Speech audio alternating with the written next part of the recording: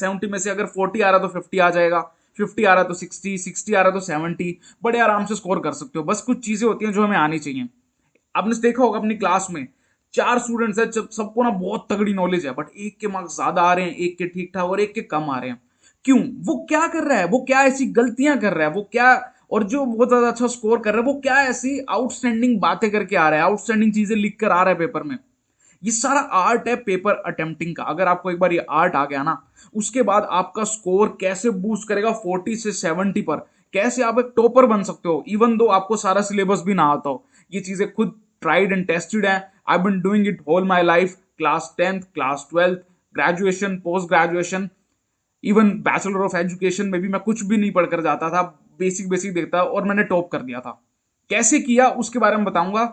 Basic आपको एक तो लिखना आना चाहिए, इंग्लिश लिखनी आनी चाहिए, मतलब आपको उसको एक्सप्रेस करना आना चाहिए। दूसरी, आपको थोड़ी बहुत नॉलेज भी होनी चाहिए। तो आज इसी बारे में बात करेंगे कि कैसे स्कोर करना है, टॉपर की तरह कैसे लिखना है। और इस वीडियो के बाद जब आप पेपर अटेम्प्ट करके आओगे ना, आप बताओगे कि हाँ आपने ये चीजें करी और उससे आपका स्कोर देखना कितना मैक्सिमाइज होगा। और ये बातें इसीलिए बता रहा हूँ क्योंकि मुझे पता है, टीचर की मेंटालिटी से पता है कि टीचर पेपर किस तरह चेक करता है, स्पेसिफिकली बोर्ड में चेकिंग कैसे होती है, करी हुई है इसीलिए बता पा रहा हूँ। तो चलिए स्टार्ट करते हैं video. Welcome to our channel maths with Batra. अगर आप फर्स्ट टाइम आए तो सब्सक्राइब कर लेना। देखो फिजिक्स की अगर हम बात करें, आज बात करूंगा सिर्फ स्पेसिफिकली फिजिक्स की। ऐसी केमिस्ट्री, मैथ्स, सब हर सब्जेक्ट की वीडियोस आपको देखने को मिल जाएंगी। फिजिक्स टफ नहीं है, पेपर अटेम्प्ट करना टफ नहीं है, स्कोरिंग टफ नहीं है, बस हमें अप्रोच करने का तरीका आना चाहिए, बस इस चीज पर ध्यान रखना। चलो अब बात करते हैं कि कुछ मेन मेन पॉइंटर्स हैं जिसका हम वीडियो में ध्यान रखेंगे, जैसे कि पेपर में अपने आंसर को किस तरह स्ट्रक्चराइज करना है, किस तरह लिखना है, टाइम कैसे बचाना है अपना पेपर कंप्लीट करते हुए कि 3 घंटे से पहले पूरा हो जाए, न्यूमेरिकल क्वेश्चंस को कैसे प्रेजेंट करना है, कैसे अटेम्प्ट करना है, कैसे लिख कर दिखाना है, और मेन मेन कुछ जो गलतियां हम कर देते हैं वो गलतियां कौन सी नहीं करनी। एक समझदार इंसान वो इन सब चीजों पर ही फोकस करता है पेपर में। देखो सबसे पहले टाइम मैनेजमेंट स्ट्रैटेजी की अगर हम बात करें कि टाइम कैसे बचाना है, हमने 3 घंटे का टोटल है, उसको हम स्प्लिट कर देते हैं। अगर सेक्शन ए एमसीक्यूज, फिर very short, short, case based studies और लॉन्ग आंसर क्वेश्चन।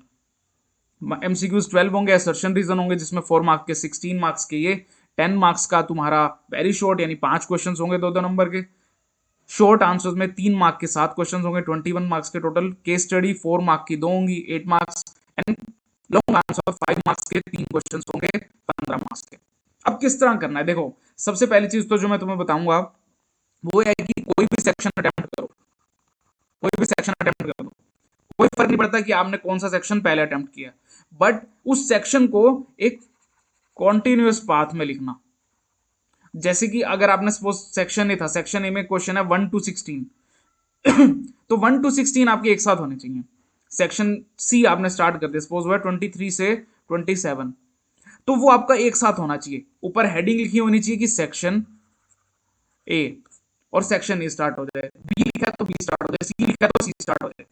कभी भी ऐसा मत करना कि कोई भी क्वेश्चन कहीं से भी उठा कर दिया, चेक करने वाला मार्क्स ही नहीं दे पाएगा। उसकी इंटेंशन भी होगी तो भी कहेगा यार इसने मुझे चेकिंग में पका दिया। जो चेक करने वाला है उसको पर पेपर के हिसाब से 25, 30, 35 रुपए मिलते हैं। उसने दिन में 25 पेपर चेक करने से उसका टारगेट है। उसको इस बात से फर्क नहीं पड़ेगा कि आपने सही क्या सही लिख रखा है, क्या गलत लिख रखा है। ज्यादा फर्क नहीं पड़ेगा इन बातों से।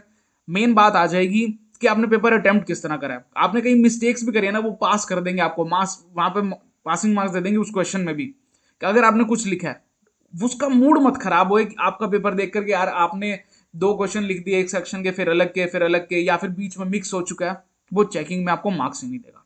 तो ठीक है, सबसे पहले सेक्शन ए को अगर अटेम्प्ट करना है 20 से 25 मिनट में करेगा, और एमसीक्यू को कोशिश करना लास्ट में, क्योंकि क्या होता है हम एमसीक्यू को ना सोल्व करने बैठ जाते हैं, टाइम बहुत ज्यादा लग जाता है, तो हमने टाइम भी बचाना है। तो 25 मैक्सिमम मिनट्स हैं, 25 जो आप कर सकते हो एमसीक्यू लास्ट में करना, क्योंकि जल्दी जल्दी में हो भी जाएंगे।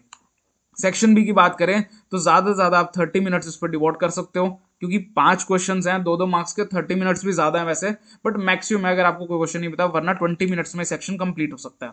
सेक्शन सी जिसमें शॉर्ट क्वेश्चन है, 45 मिनट्स का एक टारगेट लेकर चलना कि इतने टाइम में मुझे ये करने हैं। अगर एक क्वेश्चन नहीं आता उसको वहीं छोड़ो और आगे बढ़ो। 2 मिनट का रूल फॉलो करो, ये ना एक 2 मिनट रूल बोलता हूं मैं इसे, 2 मिनट रूल। अगर आपको कोई क्वेश्चन नहीं आता, आप उसको 2 मिनट से ज्यादा आपको लग रहे हैं, चाहे आता है नहीं आता, आप अटेम्प्ट कर रहे हो, 2 मिनट लग चुके और क्वेश्चन आगे नहीं बढ़ रहा, नहीं हो पा रहा, छोड़ दो। आगे चल जाओ, बाद में टाइम बचे तो आ जाना, वरना उसको मत करना। फिर केस बेस्ड क्वेश्चन ना ट्रिकी होते हैं। अब वैसे तो छोटे छोटे होंगे बट 15-20 मिनट आपको इसमें डेडिकेट करने पड़ेंगे। फिर लॉन्ग आंसर आएंगे जिसमें 30 मिनट्स लगेगा। तो टोटल ना आपका लगभग 2.5 घंटे के अंदर ये वाले सारा अटेम्प्ट हो जाना चाहिए। फिर बचेंगे 30 मिनट्स बचेंगे लगभग, किसी कम बचेंगे किसी के ज्यादा बचेंगे, डिपेंड करता है। तो वो आप यूज करोगे चेकिंग पे और चीटिंग पे। चीटिंग करते हो, हर बच्चा करता है, टॉपर भी करता है और एवरेज स्टूडेंट भी करता है, बैक बेंचर भी करता है। मैं नहीं कहता कि चीटिंग करनी चाहिए नहीं करनी चाहिए, मैं इस पर कोई बात ही नहीं बोलता, बट जनरली सब करते हैं, ये फैक्ट है, कोई इसको डिनाई नहीं कर सकता। मैं इसके साथ नहीं हूँ, मैं मानता हूँ चीटिंग नहीं करनी चाहिए। At this stage of my life मैं कहता हूँ चीटिंग नहीं करनी चाहिए, उससे कुछ फायदा नहीं होगा अदर देन योर स्कोर्स। ठीक है, तो बट ये 30 मिनट्स बचेंगे जिसमें आप ये सब कर पाओगे। तो आपको ये ध्यान रखना है कि आपने इतना इतना टाइम इस पर डिवोट करना है। अगर आप किसी सेक्शन पर बहुत ज्यादा डिवोट कर रहे हो तो then you need to pause for a minute and rethink कि आप कैसे करने वाले हो। जो स्टार्टिंग के आपके 15 मिनट्स है पेपर अटेम्प्ट करते हुए, यानी रीडिंग टाइम होता है जो, उसमें आपने देखना है यार ये क्वेश्चन मुझे आता है, ये मैं इतनी देर में कर सकता हूँ, इतनी देर में कर सकता हूँ, वो बहुत बेनिफिशियल होता है। और मैं क्या करता था, मैं 15 मिनट में कभी भी पूरा पेपर नहीं देखता था। उसका रीजन था, अगर मैं पूरा पेपर देख लेता हूँ और अगर मुझे ऐसा लगता है कि यार मुझे कई क्वेश्चंस नहीं आते, बुरा हाल हो जाता था और पेपर अटेम्प्ट ही नहीं कर पाता था अच्छे से। तो मैंने क्या सोचा कि मैं सिर्फ एमसीक्यू सॉल्व करूंगा पहले की 15 मिनट में। वो 15 मिनट में मेरे एमसीक्यूज मैक्सिमाइज हो जाएंगे, या फिर केस स्टडी कुछ ऐसा पोर्शन करना है जो आसान है। पूरा पेपर नहीं देखता था वरना बहुत दिक्कत हो सकती थी। तो ये चीजें हैं जो सॉल्व करने के टाइम ध्यान देनी चाहिए। फिर आता है प्रेजेंटेशन, यानी हमारा आंसर राइटिंग की टिप्स क्या है, किस तरह से हमें आंसर लिखना है। जनरली बहुत सारे स्टूडेंट्स को आपने देखा होगा जो एमसीक्यूज पहले अटेम्प्ट करते हैं, वो डायरेक्ट आंसर नहीं लिखते, वो ना पूरा एक्सप्लेन करने लग जाते हैं, लिखते हैं ये क्यों हुआ। नहीं भाई, नहीं लिखना, डायरेक्ट आंसर देना, डायरेक्ट आंसर के मार्क्स मिलेंगे, कोई एक्स्ट्रा एक्सप्लेनेशन की बिल्कुल भी जरूरत नहीं है। फिर आता है 2, 3 और 5 नंबर वाले क्वेश्चन को कैसे करना है। एक तो आपको बोर्ड एग्जाम में क्या होता है, स्टेप वाइज अप्रोच रखनी पड़ती है। आपको जो मार्क्स मिलेंगे ना वो स्टेप वाइज मिलेंगे। मतलब सपोज आपने एक इंपॉर्टेंट लाइन लिखी, 2 नंबर का क्वेश्चन है, उसका 1 मार्क आपको मिल जाएगा। फिर आपने एक और इंपॉर्टेंट लाइन लिखी, उसका हो सकता है 0.5 मार्क अलॉटेड हो पीछे से आंसर में। फिर एक और लाइन लिखी, उसका 0.5। तो इस तरह आपको 2 मार्क्स मिलते हैं। स्टेप वाइज जाना है, तो आपने स्टेप वाइज लिखना है हर आंसर को, पूरा सिस्टमैटिक अप्रोच में लिखना है, कोई वर्ड छोड़ना नहीं। अगर आपको कोई क्वेश्चन नहीं आता, सपोज इन केस मैं कहता हूं आपको कोई क्वेश्चन नहीं आता, आप सोल्व नहीं कर पा रहे या जस्ट उसको एक्सप्लेन नहीं कर पा रहे, डिफाइन नहीं कर पा रहे, हम क्या करते हैं उस चीज को, सबसे बड़ी गलती करते हैं जो हम ना, उसकी अगर जनरली किसी भी आंसर की हमने 4 लाइन लिखनी है, ठीक है, एक नॉर्मल आंसर की, हम क्या करेंगे, अगर हमें नहीं आता ना, हम ना उसको 2 लाइन में लिखेंगे। अब जो चेकर है ना, इवन वो फुली अवेयर भी ना हो उस टाइम, हो सकता है वो बात कर रहा हो दूसरे टीचर से, वो भी बैठ के चेक कर रहे हैं, बट अगर उसको दिख गया ना यार ये क्वेश्चन है, इतना तो होना चाहिए था, पर इसने 2 लाइन लिखी है, वो इंस्टेंटली पहचान जाएगा, उसको एक्सपीरियंस है, वो इंस्टेंटली पहचान जाएगा कि भाई इसको आंसर नहीं आता, उसमें मार्क्स निकलेंगे। दूसरा, अगर आपकी हैंड राइटिंग अच्छी है और आपने 4 लाइन्स भी लिख दी उसकी, वो ज्यादा पढ़ेगा ही नहीं, आपको 4 लाइन्स के हिसाब से मार्क्स दे देगा सही। हैंड राइटिंग बहुत इंपॉर्टेंट है बोर्ड एग्जाम्स में, चाहे आप कोई भी अटेम्प्ट करो। और जनरली क्या होता है, आप 11th 12th की स्टूडेंट की एक बार हैंड राइटिंग उठा के देखो, रफ नोटबुक से भी बहुत बुरी हैंड राइटिंग होती है, फेयर में भी, मतलब इतने बुरी हैंड राइटिंग में लिखते हैं। हैंड राइटिंग साफ, कोई क्वेश्चन नहीं आता उसको पूरा लिख कर आना है, कुछ भी लिखो उसकी जगह पर, लिखो उससे रिलेटेड चीजें लिखो। ऐसा तो है नहीं कि आपको वो चीज अगर किसी ने पूछ लिया है ना एलसीआर सर्किट के बारे में पूछ लिया, आपको वो चीजें हो सकता है ना ध्यान हो, बट कुछ तो ध्यान होगा सर्किट्स का, कुछ तो पता होगा ना एलसीआर सर्किट का, कुछ तो मीनिंग कुछ तो आता हो, लिखो, जितना लिख सकते हो लिखो। मार्क्स ऐसे ही मिलते हैं, यही तरीके होते हैं एक्स्ट्रा स्कोर करने के। इंपॉर्टेंट चीजें आ गई, सपोज कोई भी चीज आ गई इंपॉर्टेंट, उसको अंडरलाइन कर दो, कोई भी कीवर्ड है, फॉर्मूला है, न्यूमेरिकल लिखते हो, कोई फॉर्मूला आ गया उसको हाईलाइट करो, अंडरलाइन कर दो कि भाई मैं ना ये फॉर्मूला यूज कर रहा हूँ, बॉक्स में डाल दिया। जब डेरिवेशंस कर रहे हो, न्यूमेरिकल कर रहे हो, फाइनल आंसर आ गया उसको बॉक्स में डाल दो, ऐसे बना के लिख दो यार ये मेरा फाइनल आंसर है। उससे क्या होगा, उसको हाईलाइट हो जाएगा, उसको लगेगा इसने नीट एंड क्लीन लिखा है, उसने बढ़िया बढ़िया साफ साफ कर रखा है, वो मार्क्स ज्यादा देगा, वो खुश होकर पेपर चेक करेगा। आप खुद सोच कर देखो, आपको एक कॉपी मिल जाए जिसमें एक की तो हैंड राइटिंग बहुत बुरी है, एक की हैंड राइटिंग सही है, तो आप कौन सी आराम से चेक कर पाओगे, जिसकी हैंड राइटिंग साफ है। जिसपे हैंड राइटिंग साफ ही नहीं, आप क्या करोगे, देखना पड़ेगा यार इसने क्या लिखा है, जब ज्यादा ध्यान से देखोगे तो ज्यादा मिस्टेक्स फाइंड होंगी। तो हैंड राइटिंग पे इसीलिए ध्यान देना है, जो फॉर्मूला यूज करे उसको बॉक्स में डालना है, ऐसा यूनिट्स हर जगह लगानी है, अगर एक जगह भी मिस कर दी एटलीस्ट आधा से 1 मार्क उसका कट जाता है, अगर आपने ऐसा यूनिट सही यूज नहीं करी या लगाई ही नहीं। और जहां पर जरूरत हो डायग्राम बना दो, ग्राफ बना दो, जहां जरूरत हो। कई बार ऐसा होता है कि जरूरत नहीं है आपको उस क्वेश्चन में, जरूरत तो नहीं थी, अब डाल दो, बना दो अगर टाइम है तो। उससे क्या होगा, अगर आपने बीच में कोई मिस्टेक कर भी दी ना, आपको डायग्राम के एक्स्ट्रा मार्क्स मिल जाएंगे ये चीज़ें होती हैं, पर्सनल एक्सपीरियंस से बता रहा हूँ। फिर आते हैं कॉमन मिस्टेक्स जो हमें अवॉइड करनी है। एक तो हम ऐसा यूनिट नहीं लिखते, वो लिखना है जिससे 1 नंबर के करीब हमारा जा सकता है, और ये हमेशा होता है, बहुत सारे स्टूडेंट्स अपने मार्क्स इस तरह कटवाते हैं हर साल, कोई नई बात नहीं है, तो ऐसा ना करना, इसीलिए पॉइंट यहाँ पर लिखा है। फिर है डायग्राम मिस कर देते हैं, रे ऑप्टिक्स में, करंट इलेक्ट्रिसिटी में, तो ऐसा नहीं करना, नीट एंड क्लीन डायग्राम्स होने चाहिए। लेबल नहीं करते कोई भी ग्राफ्स या सर्किट्स को, बना दिया रजिस्टर लगा दिया, लिखा नहीं कितने ओम का रजिस्टर था, बैटरी लगा दी, नहीं लिखी कितने वोल्ट की थी, कितना उसके अंदर पोटेंशियल डिफरेंस था, लिखा ही नहीं, मेंशन ही नहीं कर रहे भाई साहब की क्या क्या है, सर्किट में कोई भी चीज लगाई मेंशन नहीं करा। कोई भी चीज दिख जाए भाई, जो बना रहे हो उसको लेबल कर दो, जो चीज बनाई हर जगह लेबल कर दो।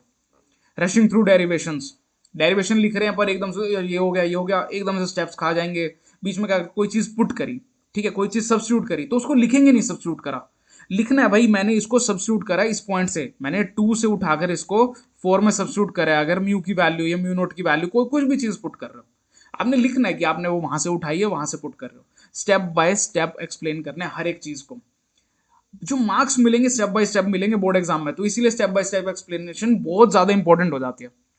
फिर आंसर्स को छोड़ देते हैं बिना कंक्लूड करे, जैसे कि क्या करते हैं, हमारा आंसर आ गया, हमने उसको कंक्लूजन नहीं करा, हम ये नहीं लिखेंगे, अगर आपने डिराइव करा, सपोज आपका कोई भी फॉर्मूला बनता है, ठीक है, आंसर बनता है म्यू नॉट एन आई, है ना, आप उसको लिखो कि ये बना, ये इस चीज का आंसर बना, ये इस चीज पर डिपेंडेंट है, वो फाइनल में आंसर लिखना है, समझ रहे हो, आपने लिखना है एन नंबर ऑफ टर्न्स हैं, म्यू नोट क्या है, आई क्या है, वो सब चीजें मैं कह रहा हूँ पहले तो लिखो, बट लास्ट में लिखो ये जो हमने डिराइव करा है ना, ये इस चीज का फॉर्मूला डिराइव करा है, ये सब चीजें कंक्लूड करनी होती हैं, इनको अंडरलाइन कर करके, वहीं से होगा कि हाँ यार इसने चमका के लिखा। ये सब छोटी छोटी बातें हैं जो जिनका ध्यान रखना, और देखो एक दिन में तो नहीं होती है, इसको ना बिल्ड करना पड़ता है, अपनी आदत बनानी पड़ती है, तो इन चीज़ों का बहुत ज़्यादा अच्छे से ध्यान रखना। और अगर कोई क्वेश्चन सोल्व नहीं कर पा रहे उसको अगले पे बढ़ो, वापस बाद में आ जाओ अगर टाइम बचता है तो। देखो मेन बातें जो ही हैं वो किसी भी एग्जाम में आप अप्लाई कर लेना, जब आप साफ लिखोगे तभी कुछ होगा। मैं खुद जब चेकिंग करता हूँ, जिनके पेपर कचरा मचा रखा होता है, हैंड राइटिंग समझ ही नहीं आ रही, मेरे को ना एक एक वर्ड इतना ध्यान से पढ़ना होता है कि यार इसने क्या लिखा है, अब जितना ध्यान से मैं देखूंगा वहां पर मिस्टेक्स निकलेंगी, उस तरीके से सोचो, तो जितना साफ उतने बढ़िया मार्क्स। तो आई होप आप पेपर में बहुत अच्छा स्कोर करें, बहुत बढ़िया से सिलेबस पढ़ कर जाएं। ये ट्रिक्स तभी काम करते हैं जब आपने कुछ सिलेबस पढ़ो, आपने 0 पढ़ रखा है और उसके बाद ये ट्रिक्स कोई काम नहीं करेंगी। अगर आपने 50% भी पढ़ा है तो आप 50% स्कोर करने के बजाय आप 70% भी स्कोर कर सकते हो इन ट्रिक्स के साथ। तो आई होप आपको समझ आया होगा क्या करना है फिजिक्स के एग्जाम में जो कि आने वाला है। तो बस इन चीज़ों को अच्छे से फॉलो करना और पढ़ लो, मेन बात है पढ़ लो, इंपॉर्टेंट चीज़ों के पीछे मत भागना, क्योंकि क्या होता है फिजिक्स का पेपर ना थोड़ा अनप्रडिक्टेबल होता है, कुछ भी हो जाता है। मेरे टाइम पे ऐसे हुआ था 2015 में, हर बार ऐसे होता है, कोई नई बात नहीं है, थोड़ा मॉडरेट सा पेपर आता है, तो ध्यान रखना इन सब चीज़ों का। Bye take care, all the best, God bless you, follow कर लेना फ्री में।